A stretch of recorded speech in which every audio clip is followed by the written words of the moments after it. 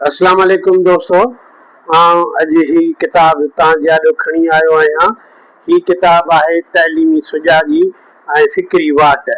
इम्तियाज़ अहमद उर्सानी जो लिखियल आहे। इम्तियाज़ अहमद उर्सानी साहब हिकिड़ो सुठो एजुकेशनिस्ट पाण आहे ऐं पाण higher secondary school Hyderabad Qasimabad में प्रिंसिपल तौरु पंहिंजूं ख़िदमतूं सर अंजाम ॾिए थो ऐं पंहिंजो हीअ हिकिड़ो किताब अथसि तइलीमी सुजाॻी ऐं फ़िक्री वाट।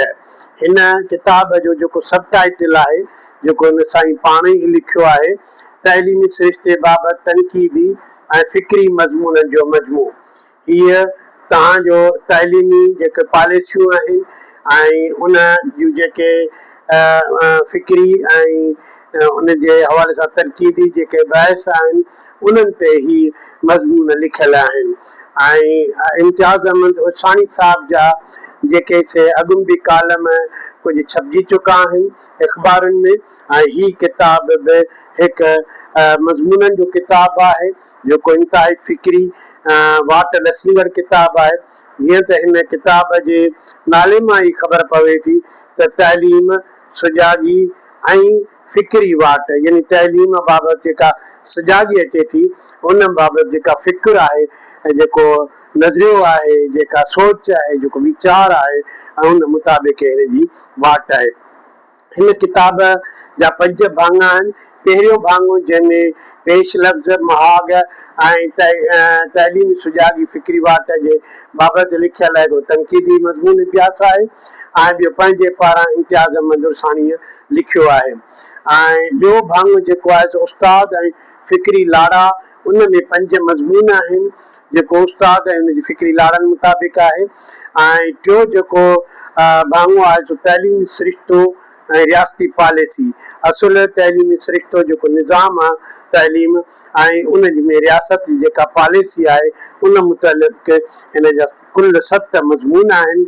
ऐं चोथों जेको भाङो आहे निसाबियात ऐं फ़िक्री तश्कील, जेका करिकुलम आहे ऐं उन में जेका ॾाहप आहे, जेको फ़िक्र आहे, जेको सोच आहे, उन बाबति हीअ हिन में 5 मज़मून लिखियल आहिनि, ॾाढा सुठा ऐं अहमियत जोॻा आहिनि।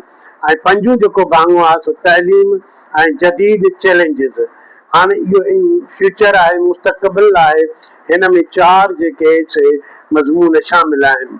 हिन में जेके मूंखे मज़मून वणिया आहिनि, ॾाढो सॼो किताब बहितरीनु आहे पर हिकु हिकु मज़मून जो मां ज़िक्र कंदुसि। हिन में पहिरें भाङे में उस्ताद फ़िक्री लाड़ा में जेको मज़मून आहे, अॼु जो उस्ताद नए फ़िक्र जो सरजींदड़, उस्ताद जी अहमियत ऐं उन जो जेको पाण पढ़ाए थो ऐं पाण तरीक़ा इस्तेमालु कराए थो पढ़ण जे हवाले सां, ऐं उहा जेका सोच जेका किताबनि में, जेका निसाबी किताबनि में या दर्सी किताबनि में जेका शामिल आहे उहो ॿारनि ताईं मुंतक़िल करे थो ऐं उन जी सरगर्मियूं कराए थो, उन मुतलिक़ आहे।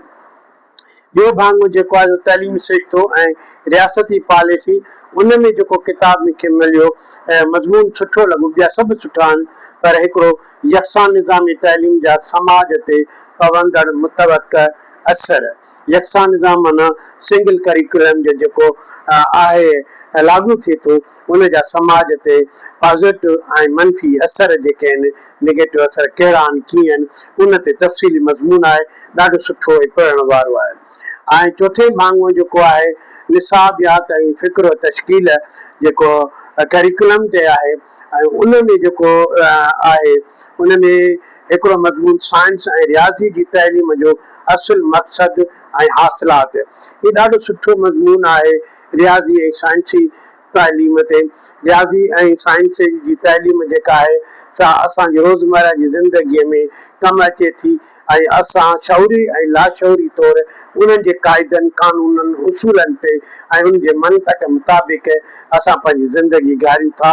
तंहिं करे साइंस ऐं रियाज़ीअ खे तइलीम जो अहम जुज़ो सम्झी करे उनखे पढ़ायो ऐं सेखारियो वञे ऐं उन ते सरगर्मियूं करायूं वञनि, ॾाढो सुठो मज़मून आहे। ऐं आख़िरी जेको 5हों भाङो आहे तइलीम ऐं जदीद चैलेंजिस, उन में जेको मूंखे मज़मून ॾाढो सुठो लॻो उहो जिन्सी तइलीम जो समाजी कारज ऐं रुकावटूं। सच पुछो त दुनिया अलाए किथे वञी पहुती आहे। डिजिटल दौर आहे ऐं हींअर रोबोट अची विया आहिनि ऐं इंसान जे बदिले नेमिल बदिल उहो इंसान जुड़ी वियो आहे ऐं उन में ॿार खे पंहिंजे साइंस जे मुतालिक़ पंहिंजे जिस्मानी साइंस जेका बदन जी साइंस आहे कंहिं वक़्त में इल्मु बदन पढ़ायो वेंदो हो ऐं हाणे उहे इन साइंस खे साइंसी तरीक़े सां हिकु इल्म जी तरीक़े सां ऐं हिकु इस्लाह जे तरीक़े सां मां सम्झां थो जिनसी तइलीम ॾियणु घुरिजे त असांजो जेको टीन एजिस आहे जेके नौजवान आहिनि जंहिंमें ॿार बि आहिनि छोकिरा बि आहिनि छोकिरियूं बि आहिनि उहे उन तइलीम जे ज़रिए जेका बेराह रवी आहे उन खां बची पवंदा ऐं उनखे एज ए साइंस तौरु खणी पंहिंजी जान जी पंहिंजी जेका सिहत जी पंहिंजे ज़हन जी हिफ़ाज़त करे सघंदा।